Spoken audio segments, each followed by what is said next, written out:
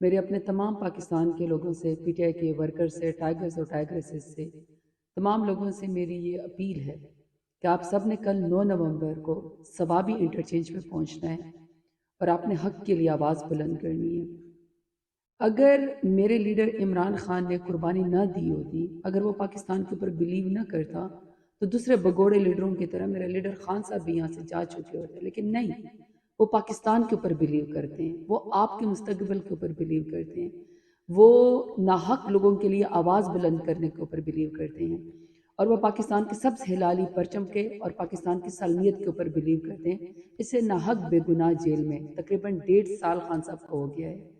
جو شخص پاکستان کے لیے نام روشن کر چکا ہے، جو پاکستان کو عزت دلوا چکا ہے، اس شخص کو بے گناہ یہاں پہ ایک جیل کی کال کوٹری میں رکھا ہوا ہے۔ میرا اور آپ کا فرض ہے کہ اپنے بے گناہ لیڈر عمران خان کے لیے ہم آواز اٹھائیں اور ہم ثوابی پہنچیں۔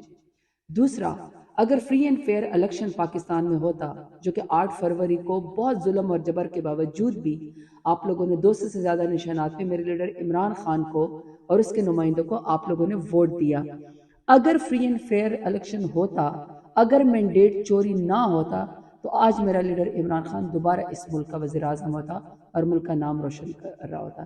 اس مینڈیٹ کی چوری کے لیے اور ہمارے ووٹ پہ ڈاکہ ڈالنے کے لیے اگر آپ اس کے خلاف اپنی آواز بلند کریں گے تو آپ نے ضرور ثواب میں پہنچنا ہے۔ تیسرا، رول آف لا۔ میرا لیڈر عمران خان کا ایک ویژن ہے کہ پاکستان تبھی ترقی کر سکتا ہے جب سب کی عزت محفوظ ہو، تمام سب لوگوں کے لیے، امیر اور غریب کے لیے یکساں انصاف ہو۔ لیکن افسوس کی بات یہ ہے کہ رول آف لا ملک میں اس وقت ختم ہو چکا ہے۔ چادر اور چار دیواری کو پامال کیا جاتا ہے۔ 100 سال کی ایک بوڑھی خاتون اور 9 سال کی کسی کی بچی بھی محفوظ نہیں ہے۔ نہ نوجوان محفوظ ہیں، نہ الیکٹڈ نمائندے محفوظ ہیں، نہ ہمارے ورکرز اور نہ ہماری ٹائگریسز۔ بلکہ آپ یہ دیکھیں کہ ہماری جو خواتین جیل کے اندر ہیں، اتنا عرصہ ہو جاتا ہے بے گناہ جیل میں، لیکن ضمانت تک نہیں ہوتی۔ اگر آپ اس کے لیے آواز اٹھانا چاہتے ہیں تو آپ کو چاہیے کہ میرے لیڈر عمران خان کی کال کے اوپر آپ ثوابی پہنچے۔